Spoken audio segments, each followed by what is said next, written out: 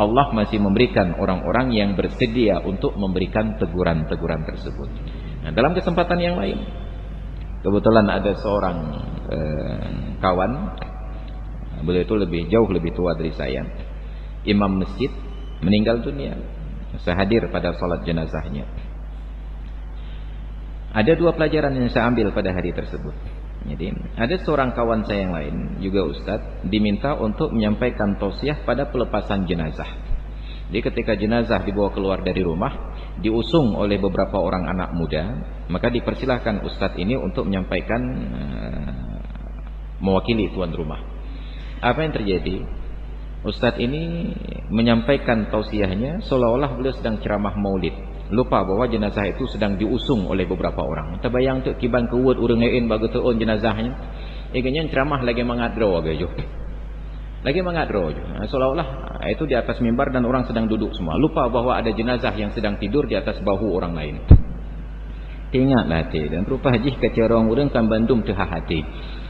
Ada kewaspadaan, ada kalau dalam bahasa PMP dulu, sifat tenggang rasa. Kita membayangkan kalau kita dalam posisi orang lain yang sedang mengusung jenazah, tiba-tiba ada yang ceramah berlama-lama, apa ya. Ada aja kalau ngomongnya tayu tren nilai saat. Ternyata beliau lupa, ceramah laju. Sampai akhirnya majulah satu orang untuk menegur beliau. Maka hana mangat tengah ceramah ditegur. Usah betrip-trip main kamkarat katanya.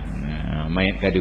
Jadi harus ditegur demikian. Itu pelajaran pertama. Maka pada saat kita berbicara, lihat lawan bicara. Apakah mereka sedang terburu-buru atau mereka sedang santai-santai saja. Nyona aja mereka bedah-bedah tu, itunya mentang terlanjut juga, tak berhaba aja. Jadi ada kewaspadaan, ada perasaan, ada sinyal-sinyal yang harus dibaca. Gestur, gerak tubuh, kalau bahasa orang kampung saya dicet keeng, body language. Bahasa tubuh yang harus dibaca. Oh ini orangnya sedang terburu-buru, maka jangan dilanjut lagi. Boleh, nanti kapan-kapan kita lanjut lagi. Karena ada orang yang tidak nyaman untuk minta izin. Pelajaran yang kedua, masuk masjid. Sudah ketemu waktu salat duhur dulu. Ada seorang bapak-bapak duduk di depan sekali. Beliau seorang pengusaha, punya hotel. Dan rajin salat berjamaah. 5 waktu selalu di masjid. Baru pada saat itu saya perhatikan, beliau salat pakai peci seperti saya ini, tapi gayanya agak sedikit rapat kemari. Dia salatnya begini. Dari mulai takbiratul ihram sampai salam, begini posisi pecinya.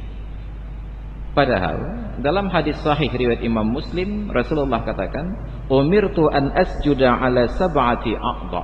Saya diperintahkan oleh Allah untuk sujud di atas 7 anggota badan. Ada kening, 2 telapak tangan. Ingat, telapak bukan kepalan tangan. Jangan nanti kayak orang push up waktu sujud. 2 telapak tangan, kemudian 2 lutut dan 2 telapak kaki. Yang lain boleh berlapik. Tangan boleh pakai sarung tangan, lutut berlapik dengan kain, kaki juga boleh beralas dengan stopen. Tapi untuk kening ini tidak boleh terhalangi oleh sesuatu yang dipakai oleh orang yang salat yang bergerak dengan sebab gerakannya. Maka tidak boleh terhalangi dengan peci. Atau kalau pakai rida, pakai sorban, tidak boleh terhalangi dengan sorban. Ibu-ibu yang perempuan jangan pakai mukena sampai ke atas alis mata ini. Ataupun jangan sampai ketika sujud membentangkan mukenanya dulu, kemudian sujud di atas mukena. Kenapa? Karena itu sujud di atas pakaian, bukan sujud di atas tempat sujud. Tapi beliau sholatnya begini. Jadi kalaupun beliau sujud, tidak ada bahagian keningnya yang bersentuhan dengan tempat sujud, terhalangi oleh pecinya. Secara aturan sujudnya itu tidak sah. Dan beliau sangat yakin sholat berjamaah 5 waktu di masjid. Wa kullu man bighairi ilmi ya'malu a'maluhu mardudatun la tuqbalu. Setiap orang yang beramal tanpa landasan ilmu, amalannya ditolak oleh Allah Ta'ala, tidak diterima. Makanya setiap ada kesempatan untuk kita menghadiri kajian, pengajian ilmu, penting tidak penting, sediakan waktu. Walaupun hanya sebentar. Oh saya terburu-buru Ustaz, singgah sebentar saja, duduk sebentar saja, kemudian silahkan permisi. Kenapa? Karena mengamalkan sebuah hadis Nabi, julusu sa'atin 'indal ulama khairun min alfi raka'atin. Duduk sejenak di majelis ilmu itu lebih baik daripada salat sunat yang 1000 rakaat. Yang sejenak itu tidak dibatasi waktunya berapa jam, berapa menit. Hanya sejenak. Asal kita memposisikan, ya Allah, ini adalah majelis ilmu. Saya duduk sebentar mendengarkan kajian ilmunya. Hanya sebentar saja. Kita terburu-buru ada kegiatan yang lain. Silahkan permisi. Kita sudah tercatat sebagai ahli majelis tersebut. Kita sudah tercatat masuk di dalam golongan mereka. Dan itu lebih baik daripada sholat sunat yang 1000 rakaat. Kenapa? Karena tidak ada ilmunya. Maka menuntut ilmu itu lebih diprioritaskan daripada mengamalkan ilmu. Maka saya kagum datang pengajian di kantor Telkom itu yang di samping kantor Golkar, di ruang aula mereka, tempat pengajian, tempat sholat berjamaah. Tertulis ada pamflet di depan, spanduk. Ilmu itu adalah imam, amal itu adalah makmum. Ilmu adalah imam, amal adalah makmum. Maka jangan sampai makmum mendahului imamnya. Imam dulu, baru makmum di belakang. Jadi jangan terlalu getol beribadah, tapi praktekkan ibadah yang sudah kita pelajari ilmunya. Nah, kemudian pelajari ilmu yang lainnya dan praktekkan kembali. Nah, karena Nabi menyatakan, man amila bima alima yarzuquhullahu ilma ma lam ya'lam. Barang siapa yang mengamalkan ilmu yang sudah ia pelajari, Allah akan berikan kepadanya ilmu-ilmu yang belum ia pelajari. Nah, maka ada yatabahan nasu fil masajid. Kita sibuk dengan penampilan fisik, lupa dengan ruh. Maka seharusnya tabung-tabung amal di masjid tidak lagi diprioritaskan kepada fisik, tetapi sudah lebih kepada mental. Maka salah satu yang pernah kita sarankan dan sering saya sampaikan dalam kajian-kajian, untuk menarik minat orang sholat berjamaah di masjid, selain bagi orang yang memang sudah cinta berjamaah di masjid, maka kepada mereka yang malas datang disediakanlah semacam door prize, kejutan di depan pintu, hadiah di depan pintu. Maka disebut door prize. Door pintu, prize hadiah. Hadiah apa pintu? Dibuatlah semacam nomor antrian seperti di bank itu. Yang masuk masjid, yang kalau belum ikhlas tekan nomor dulu, ambil kupon nomor antrian 1 sampai nomor berapa lah. Kemudian oleh panitia masjid tabung amal itu diedarkan, kemudian dibuka, dikumpulkan uangnya, baru setelah sholat diumumkan. Setiap diisi ada satu amplop misalnya 10.000, ada 10 amplop 10 kali 10.000 ada 100.000. Begitu selesai salam imam langsung diumumkan. Kepada para jamaah mohon jangan keluar dulu, karena ada beberapa orang yang beruntung salat berjamaah hari ini.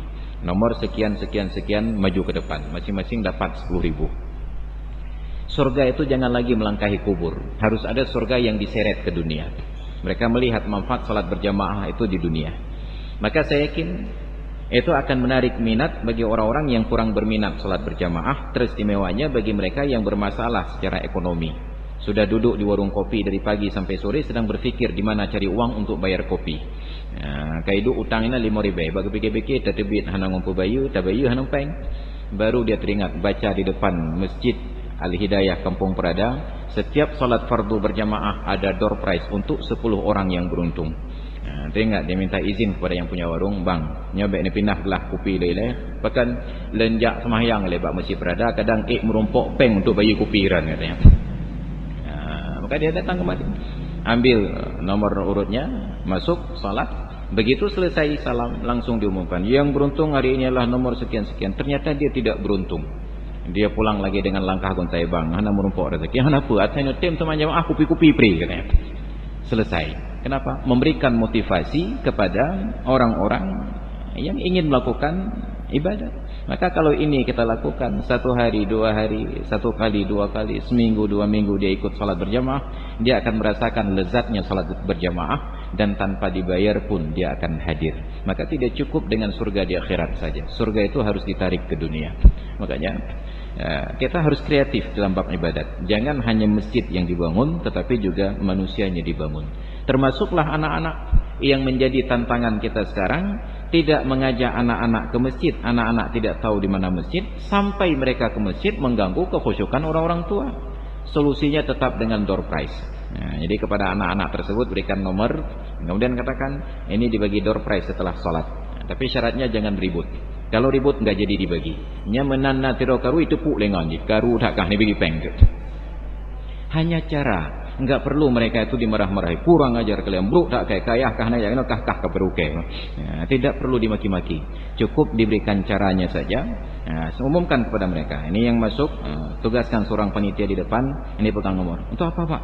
Nanti ada door prize setelah sholat. Oh, ada door prize? Iya. Nah, tapi syaratnya jangan ribut-ribut.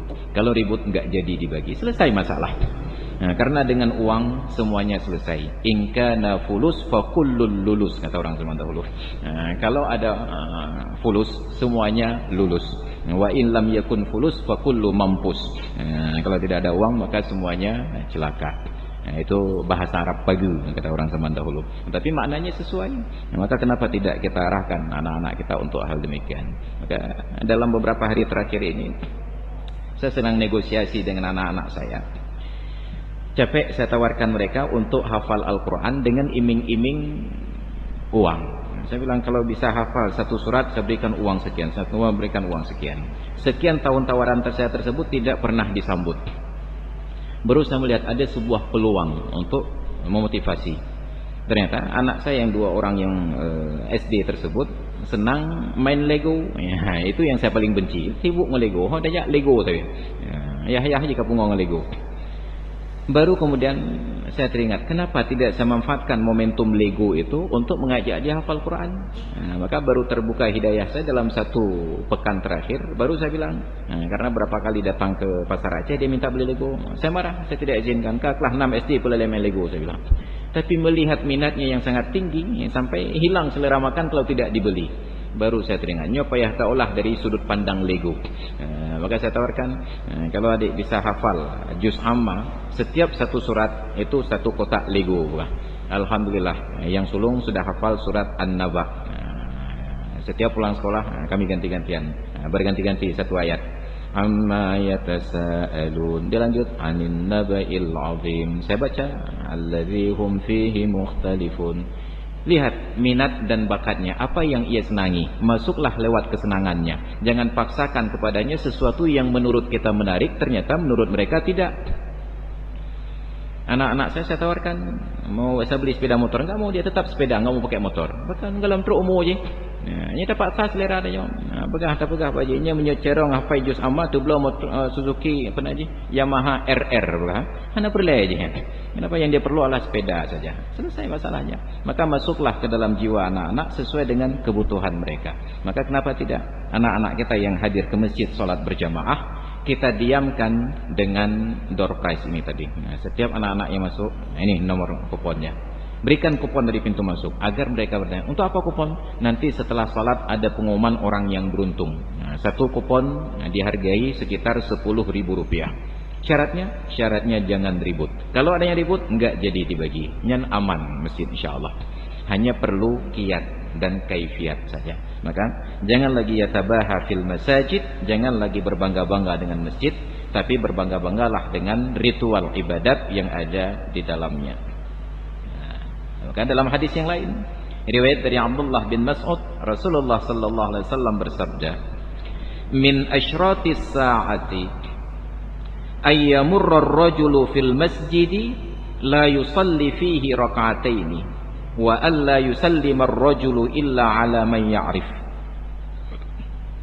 Sebahagian dari tanda-tanda kiamat adalah bahwa ada seorang pria yang lalu di dalam masjid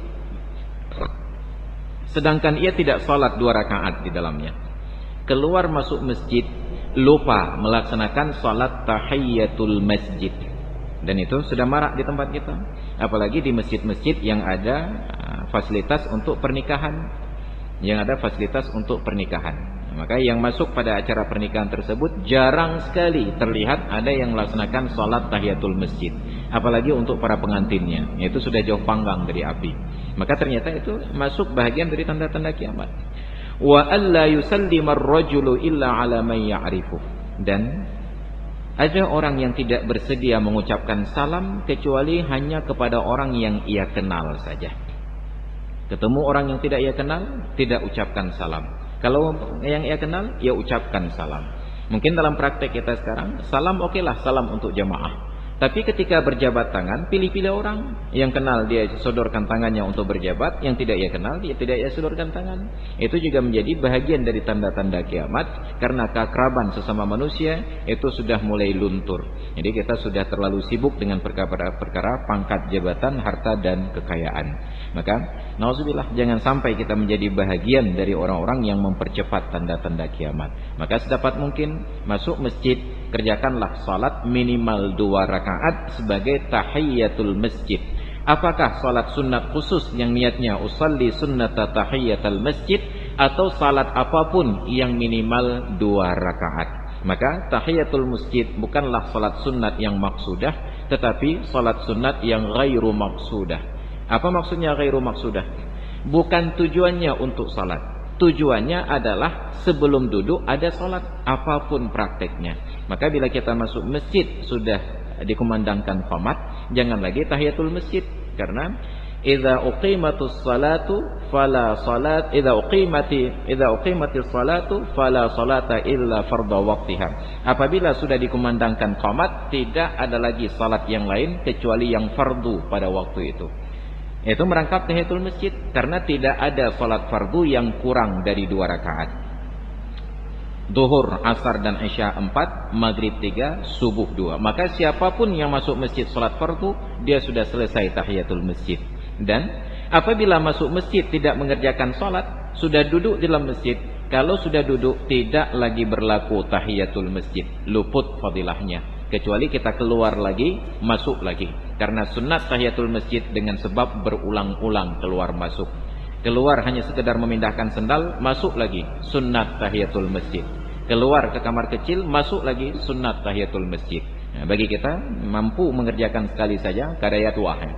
Apalagi kalau sanggup untuk berulang-ulang. Nah, maka ada fadilah-fadilah bagaimana menjadikan kebanggaan di masjid bukan kebanggaan duniawi, tetapi sudah lebih kepada kebanggaan yang bersifat ukhrawi. Hadirin dan hadirat sekalian yang dirahmati Allah, karena sudah berkumandang azan Isya, kita padakan dulu kajiannya sampai di sini. Mungkin ada hal-hal yang ingin didiskusikan, ditanyakan, saya persilahkan dengan segala hormat.